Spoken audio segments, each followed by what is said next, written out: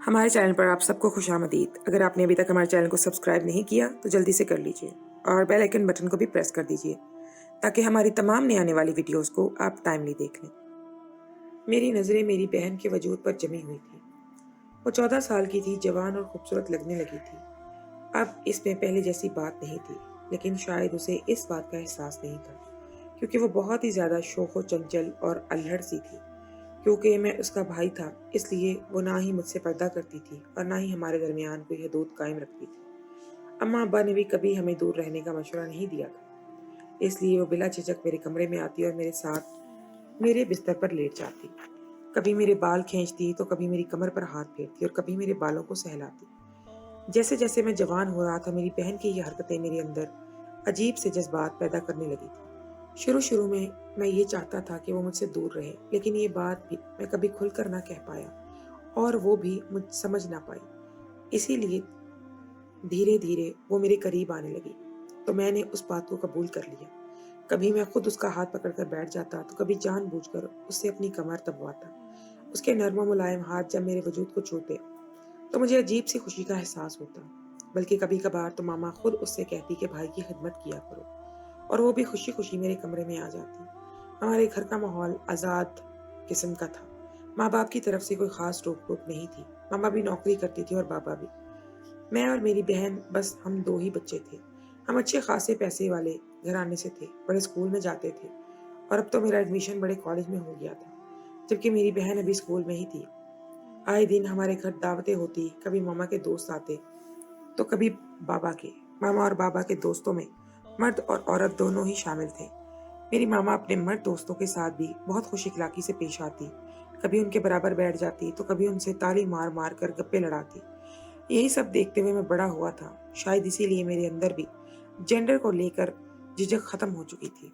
آج بھی جب میری بہن نہا کر نکلی تو بے اختیار ہی میری نظریں اس کے وجود سے چپک گئی۔ اس نے سفید کلر کا لباس زیبتن کر رکھا تھا جو بھیگ کر اس کے جسم کو نمایاں کر رہا تھا۔ اس کے کندھوں تک کٹے ہوئے بال بھی پانی سے چپکے ہوئے تھے اور وہ دھوپ میں کھڑی میری مردانگی کا پورا امتحان لے رہی تھی۔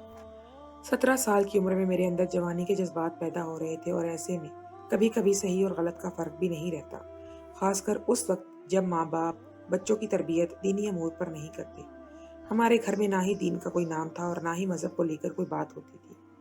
ماما پاپا دونوں ہی نیوٹرل تھے، دونوں اپنی نوکری پر توجہ دیتے تھے اور کریئر بنانا چاہتے تھے، اسی لیے ہم دونوں بچے بھی مذہب سے بہت دور تھے۔ شاید اسی لیے میری بہن کو کبھی دوپٹے کی ضرورت محسوس نہیں ہوتی تھی، اور نہ ہی میں نے کبھی اپنی نظروں کو سنبھالنے کی کوشش کی تھی۔ اب میں بھی ٹکٹکی باندھے اسے دیکھ رہا تھا۔ کچھ دیر بعد شاید اسے میری نظروں کی تپش کا احساس ہوا تو وہ پلٹ کر میری طرف دیکھنے لگی۔ میں نے یوں ہی مسکرا کر کہہ دیا کہ تم سفید کلر میں بہت خوبصورت لگتی ہو۔ یہ سن کر وہ خوشی خوشی میرے پاس آ گئی اور کہنے لگی بھائی ہم دونوں شام کو باہر چلتے ہیں، بہت دن ہو گئے ہیں میں کہیں آؤٹنگ پر نہیں گئی۔ اس کی بات سن کر میں سوچ میں پڑ گیا، پھر میں نے کہا کہ ٹھیک ہے، لیکن میں جو کہوں گا تمہیں وہ کرنا ہوگا، پھر ہی میں تمہاری بات مانوں گا۔ یہ سن کر وہ خوشی خوشی اچھل پڑی۔ ماما بابا کے پاس اتنا وقت نہیں تھا کہ وہ ہمیں گھمانے پھرانے لے کر جاتے، میں ہی اس کا واحد سہارا تھا، اسی لیے وہ میری ہر بات ماننے کو تیار ہو گئی۔ میں نے اس کا ہاتھ پکڑا اور کہا کہ میرے کمرے میں چلو، پھر بتاتا ہوں تمہیں کیا کرنا ہوگا۔ وہ میرے ساتھ میرے کمرے میں آ گئی۔ میں نے کمرے کا دروازہ لاک کیا اور اپنے مہنگے ترین موبائل کا کیمرہ اٹھا لیا۔ یہ دیکھ کر وہ حیران ہوئی اور کہنے لگی بھائی آپ کیا کرنا چاہتے ہیں؟ میں نے اسے کہا کہ میں تمہاری کچھ تصاویر لینا چاہتا ہوں، تم بہت ہی خوبصورت لگ رہی ہو، میں انہیں اپنے پاس محفوظ رکھوں گا۔ اسے میری بات میں کوئی قباحت محسوس نہ ہوئی، اسی لیے جیسے جیسے میں نے اسے پوز بتایا وہ دیتی گئی۔ میں نے ہر اینگل سے اس کی نئی نویلی جوانی کو اپنے کمرے میں قید کر لیا تھا، کبھی بستر پر لٹا کر تو کبھی کرسی پر بٹھا کر۔ اسے بھی ماڈلنگ کا خاصا شوق تھا، اسی لیے وہ بھی ماڈلز کی طرح کھل کھل کر پوز دینے لگی۔ اس کے وجود کا ہر حصہ واضح ہونے لگا، اور میں نے بہت خوشی خوشی ان لمحوں کو اپنے فون میں قید کر لیا۔ میں نے سوچا تھا کہ رات کی تنہائی میں جب میری جوانی مجھے تنگ کرے گی تو میں تصویروں کو دیکھ کر اپنی پیاس بجھا لوں گا۔ اسی نیت سے میں نے ان تصویروں کو اپنے موبائل میں گیلری میں سیو کر لیا تھا اور پھر اسے گھمانے کے لیے نکل پڑا۔ ہم دونوں بہن بھائی شام گئے، کبھی شاپنگ مال میں تو کبھی پارک میں گھومتے رہے، خوب مزہ کیا۔ میں نے تو خود اسے آئس کریم بھی کھلائی۔ آئس کریم کھاتے کھاتے جب اس کے ہونٹوں پر آئس کریم لگی تو میں نے جان بوجھ کر اپنی انگلی سے وہ ساری آئس کریم کو صاف کیا، اور ایسا کر کے مجھے ایک عجیب سی خوشی کا احساس ہوا، جبکہ وہ تو بچوں کی طرح اچھل کود کر رہی تھی، اسے کسی بات کا کوئی احساس نہیں تھا۔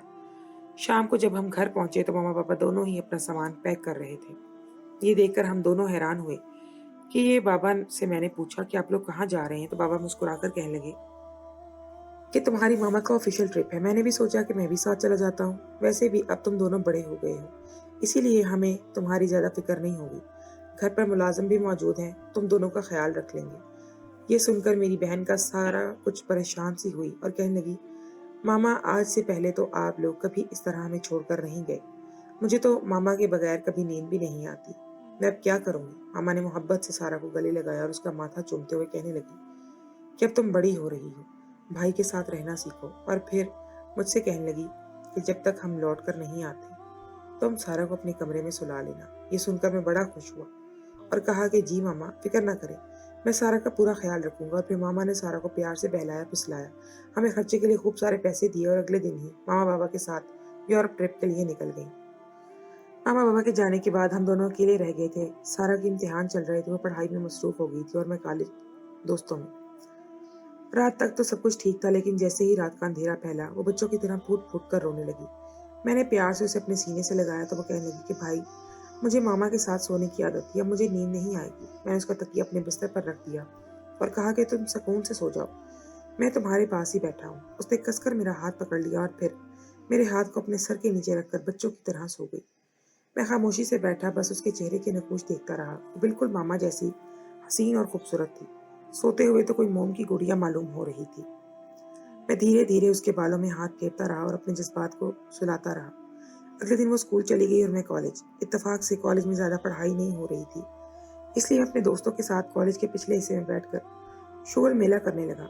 इतने में मेरे दोस्त ने मेरा मोबाइल फ़ोन अपने हाथ में लिया और न जाने कैसे वो गैलरी तक पहुंच गया। और उसकी नज़रें जैसे ही सारा की तस्वीरों पर पड़ी तो वो हैरत से पूछने लगा कि ये खूबसूरत मॉडल कौन है। इसे देखकर तो किसी के भी जज्बात भड़क सकते हैं। मैंने जल्दी से अपना फ़ोन उसके हाथ से छीना और सारी तस्वीर सारा की देखते हुए गुस्से से कहा कि ये मेरी बहन है। मेरी बात सुनकर वो मुस्कुराया और कहने लगा, यार तेरी बहन तो बहुत ही खूबसूरत है, तुझे तो बाहर नज़र डालने की भी ज़रूरत नहीं है। इस बड़े से कॉलेज में मेरे सारे दोस्त ही अमीर और अयात किस्म के लोग थे। हमारा दीन से कोई वास्ता नहीं था, ना ही हमारी तरबियत पर कभी किसी ने इतनी तवज्जो दी थी। इसीलिए सभी की आदतें काफ़ी बिगड़ी हुई थी। और इस वक्त मेरा दोस्त इस बात का सबूत दे रहा था। वो कहने लगा कि जब घर में ऐसी लड़की मौजूद हो तो फिर मर्द को बाहर झांकने की ज़रूरत नहीं होती। अब तो तुम्हारे मामा बाबा भी मौजूद नहीं है, तुम आसानी से अपनी बहन से अपनी ख्वाहिश पूरी कर सकते हो। उसकी बात सुनकर मैंने नाराज़गी का इजहार किया और कहा कि फजूल किस्म की बातें ना करो। मुझे नाराज़ और गुस्से में देखकर वो हंस रहा था और कहने लगा, यार मैं तो मजाक कर रहा था। उसने मेरे कंधे पर हाथ मारा और कहने लगा, तुम्हारी बहन हमारी भी बहन है, तुम फिक्र ना करो। फिर यूं ही बात आई गई हो गई। लेकिन रात के वक्त अचानक ही मेरे दोस्तों का फ़ोन आया और वो कहने लगे कि यार तुम्हारे पेरेंट्स घर पर नहीं है, क्यों ना आज हम तुम्हारे घर पर पार्टी की जाए। ये सुनकर मैं भी खुश हो गया, क्योंकि नई नई जवानी में इस तरह के शौक तो चढ़ते ही हैं। मेरे दोस्त सिगरेट वगैरह पीते थे, कहने लगे कि मिलकर पार्टी करेंगे, बड़ा मज़ा आएगा। तुम्हारा घर तो वैसे भी बहुत बड़ा और खूबसूरत है। वो जानबूझकर मुझे चिढ़ाने लगे और मैं भी इनकी बातों में आ गया और मैंने कहा कि ठीक है, मुझे कोई मसला नहीं है, आ जाओ। और फिर कुछ ही देर बाद मेरे सारे दोस्त मेरे घर में जमा हो गए। सारा मेरे कमरे में मुझे गहरी नींद सो रही थी। मैंने कमरे का दरवाज़ा लॉक कर दिया। मैं नहीं चाहता था कि इस पार्टी को कोई भी खबर मिले, वरना मामा बाबा का फ़ोन आते ही वो इन्हें इस बारे में इत्तला कर देती और मैं नहीं जानता था कि वो कैसा रिएक्ट करते, क्योंकि ये पहली दफ़ा था जब मैं अपने दोस्तों के साथ इस तरह रात के अंधेरे में घर आने की उन्हें दावत दे बैठा था। जब मेरे दोस्त आए तो वो अकेले नहीं थे, बल्कि उनके साथ 3-4 लड़कियां भी थीं। ये देखकर मैं भी हैरान हुआ। मेरे दोस्तों ने खुद ही मेरा इन लड़कियों से तारुफ करवाया और बताया कि वो स्कूल के ज़माने की दोस्त हैं। वो भी अमीर घरानों से थी और उनके यहाँ भी आज़ादी के नाम पर बेहयाई खुली इजाज़त मिलती थी। वो भी रात के अंधेरे में इंतहाई नाज़ेबा से लिबास पहने लड़कों के बाजू में झूलती हुई मेरे घर पहुंच गई थी। इन लड़कियों ने मेरे साथ दोस्ती का हाथ बढ़ाया और मेरे साथ ही बैठकर सिगरेट के कश लगाने लगी। मैंने कभी सिगरेट नहीं पी थी, लेकिन इनमें से एक लड़की ने अपने हाथ से मेरे मुंह में सिगरेट रख दिया और कहने लगी कि हमारी सोसाइटी में मर्द बनने के लिए सिगरेट तो पीनी ही पड़ती है। मैं कुछ झिझका तो बाकी सब हंस पड़े और कहने लगे कि ये अभी तक मम्मी डैडी बच्चा है, ये कहाँ सिगरेट पिएगा। ये सुनकर मेरे अंदर आग लग गई। इन लड़कियों के सामने अपनी तजलील मुझसे बर्दाश्त न हुई। मैं खुद को जवान मर्द साबित करना चाहता था, इसीलिए मैंने कहा कि मैं भी सिगरेट पी सकता हूँ। फिर मैं इन लड़कियों के दरमियान में बैठकर सिगरेट फूंकने लगा और वो मेरे साथ बड़ी बेबाकी से बातचीत करने लगी। कुछ ही देर गुजरी तो मेरे दोस्त कोल्ड ड्रिंक लेकर आए और कहने लगे कि चलो अब बहुत सिगरेट पी ली है, गर्मी है, कोल्ड ड्रिंक पीते हैं। और फिर हम सभी कोल्ड ड्रिंक पीने लगे। लेकिन कुछ ही देर गुजरी, मुझे नींद से चक्कर आने लगे और फिर कुछ ही देर बाद मैं इस दुनिया से गाफिल हो गया। और जब मेरी आंख खुली तो मैं तन्हा ही लाउंज में लेटा हुआ था और मेरा सर बहुत भारी हो रहा था। मैं उठकर बैठा तो मेरे दोस्त कहीं भी नहीं थे। मैंने घड़ी पर नजर डाली तो सुबह के 11 बज रहे थे। मुझे समझ नहीं आया कि इतना वक्त कैसे गुजर गया। शायद मैं ज्यादा ही गहरी नींद सो गया था, इसीलिए मेरे दोस्त चले गए थे। बड़ी मुश्किल से गिरता पड़ता मैं कमरे पर पहुंचा तो सारा बिस्तर पर गहरी नींद सो रही थी। उसे देखकर मुझे मजीद हैरानी हुई, क्योंकि वो तो कभी भी इतनी देर तक सोती नहीं थी। मैंने उसे उठाने के लिए उसे ऊपर से चादर हटाई तो मेरी चीख निकल गई, क्योंकि वो चादर के अंदर बरहना हालत में थी और उसका वजूद देखकर मेरे रोंगटे खड़े हो गए थे। वो जख्मों से चूर थी और शायद मुकम्मल तौर पर बेहोश थी। मैंने जैसे तैसे उसे कपड़े पहनाए और उसे हिलाना शुरू किया। बहुत देर बाद जाकर उसे होश आया तो मेरे गले लगकर फूट फूट कर रोने लगी और कहने लगी कि रात उसके कमरे में 4 लड़के आए थे और उसके साथ बहुत ज्यादती करके गए हैं। वो मेरे सीने से लगकर रो रही थी और मुझे लगा था कि किसी ने मेरा सर पर आसमान गिरा दिया हो। अब मुझे समझ आ गया था कि अचानक मेरे दोस्तों ने घर आने की बात क्यों की थी। वो अपने साथ 4 लड़कियां क्यों लाई थी और मुझे ड्रिंक उन्होंने जो पिलाई थी यकीनन उसमें कुछ मिला हुआ था। मैंने सर पकड़ लिया और मेरे मोबाइल फोन में मौजूद मेरी बहन की तस्वीरों ने उसकी जिंदगी बर्बाद कर दी थी। ना मेरे दोस्त मेरी बहन की जवानी देखते और ना उसके साथ ही ज्यादती करते। मुझे समझ नहीं आ रहा था कि मैं क्या करूं। जैसे तैसे मैंने अपनी बहन को खामोश करवाया और कहा कि मामा पापा को इस बारे में कुछ मत बताना, ये मामला ऐसे ही दब जाने दो। मगर मेरी इस हालत बहुत ही ज्यादा खराब थी। वो चीख चीख कर रो रही थी। मैं उसे संभालने की कोशिश कर सकता था और वही कर रहा था। 2 दिन तक वो स्कूल नहीं गई थी और ना ही मैं कॉलेज गया था। अलबत्ता मैंने अपने दोस्तों को फोन जरूर किया था और बदले में जो कुछ मुझे सुनने को मिला वो सुनकर मेरे रोंगटे खड़े हो गए थे। मेरे दोस्त मुझसे कह रहे थे कि तू अकेला ही अपनी बहन की जवानी के मजे लूट रहा था, अगर हमने भी कुछ हिस्सा डाल लिया तो क्या फर्क पड़ता है। तेरे मोबाइल में मौजूद उसकी तस्वीर देखकर हमें पता चल गया था कि तेरी नीयत में कैसा फतूर है। कोई भी भाई अपनी बहन की ऐसी तस्वीर नहीं बनाता जैसी तूने बनाई थी, इसीलिए हमें अंदाजा हो गया था कि तू अपनी बहन के लिए क्या सोच रहा है और क्या सोच रखता है। बस तू हाथ बढ़ाकर उसे हासिल नहीं कर सकता था, इसीलिए हमने अपनी ख्वाहिश पूरी कर ली। वाकई तेरी बहन बड़ी जवान और हसीन है, लेकिन अगर तूने इस बारे में अपनी जुबान खोलने की कोशिश की तो हम तेरी बहन की तस्वीर सारी पब्लिक कर देंगे। तेरे मोबाइल में तो उसकी काफ़ी बेहतर तस्वीर है, लेकिन जो हमने बनाई है अगर तूने वो देख ली तो तू शर्म से डूब मरेगा। हमने हर एंगल से तेरी बहन की तस्वीर खींची है और वो भी बरहना हालत में, इसलिए बेहतर यह है कि अपनी जुबान बंद रख और इस मामले को ख़त्म समझ। मैं अपने दोस्तों को बुरा भला कहता रह गया, लेकिन उन्हें कोई फर्क नहीं पड़ा। वो हंसते रहे और फिर उन्होंने फ़ोन बंद कर दिया। तीसरे दिन जाकर सारा की हालत कुछ संभली थी। मामा का ऑफिशियल ट्रिप भी मुख्तसर हो गया था और चौथे दिन वो भी लौट आई थी। सारा की हालत देखकर वो परेशान हुई तो मैंने बहाना बना दिया कि आप लोगों को याद कर करके परेशान हो रही थी। मामा ने उसे गले लगाया और कहने लगी कि अभी तो मैंने 1 महीने के ट्रिप पर दोबारा जाना है। किसी वजह से उन्हें लौट कर आना पड़ा था, लेकिन वो फिर जाएंगी। ये सुनकर सारा चीख चीख कर रोने लगी और कहने लगी कि मामा मुझे छोड़कर मत जाइएगा। मामा बहुत परेशान हुई और कहने लगी कि तुम कब बड़ी होगी, अभी तो मैं तुम्हें तनहा फ्रांस पढ़ने के लिए भेजूंगी, तुम्हारा क्या होगा फिर। सारा ने फौरन इनकार में सर हिलाया और कहने लगी मामा मुझे नहीं जाना। मामा गुस्से में आ गई और कहने लगी तुम्हें पता है तुम्हारी खाला की बेटी अकेले पढ़ने के लिए चाइना गई। मैं नहीं चाहती कि हम किसी से पीछे रहें। वो चाइना गई है तो मैं तुम्हें फ्रांस भेजूंगी। मामा की फितरत ही ऐसी थी, वो खानदान वालों से मुकाबलेबाजी के चक्कर में तो इतनी आगे निकल आई थी, वरना पहले बाबा की जॉब अच्छी थी और मामा की नौकरी भी, उनको कोई ज़रूरत नहीं थी। हम मामा के साथ अच्छा वक्त गुजारते थे, लेकिन फिर मामा ने खानदान के दूसरे लोगों को आगे बढ़ते हुए देखा तो उनके अंदर जलन और हसद का जज्बा पैदा हो गया। वो अपनी बहन भाइयों के आगे निकलने की ख्वाहिश करने लगी और उन्होंने खुद भी नौकरी कर ली ताकि इनका करियर सेट हो।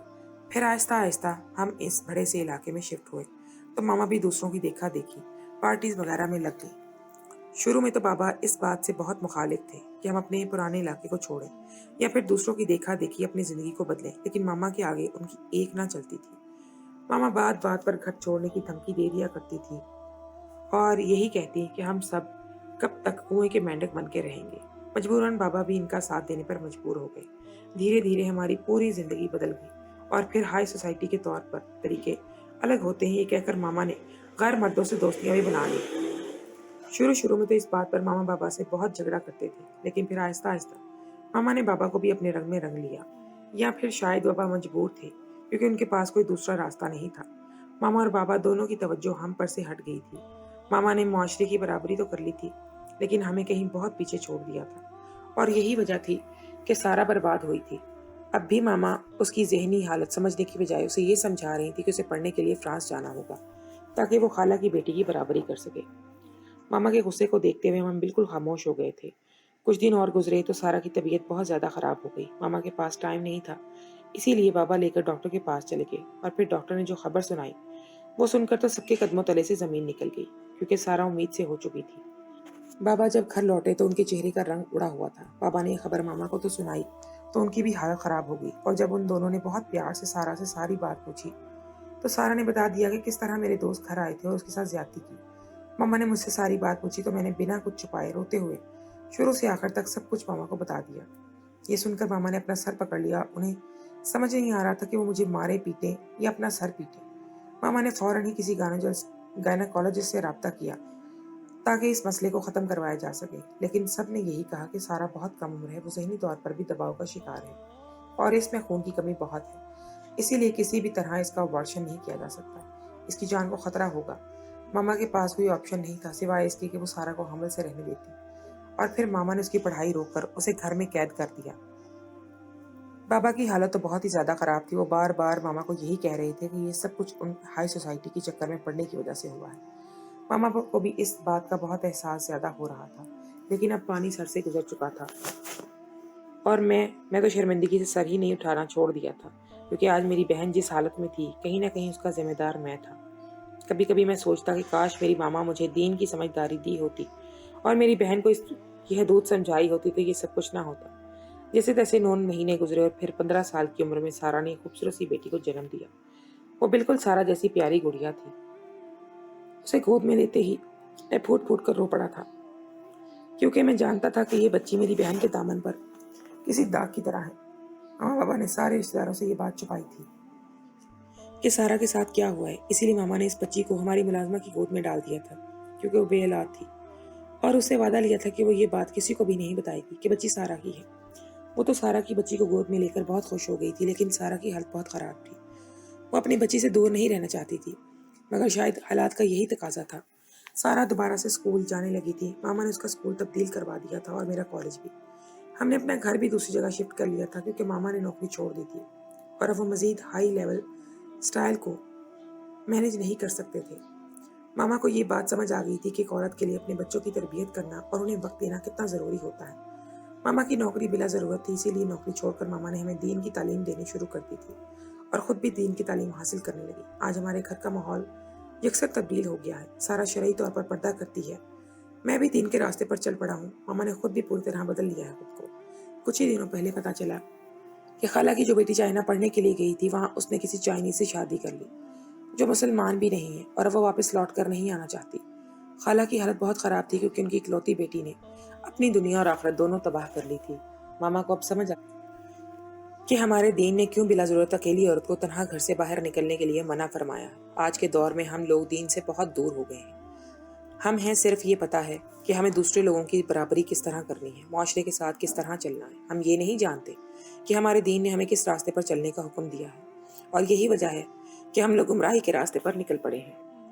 जब 7 साल का बच्चा हो जाए तो उसका बिस्तर अलग कर देना चाहिए, यही हमारे दीन का हुक्म है। बहन भाई का बिस्तर भी साथ रख करने की इजाज़त नहीं है।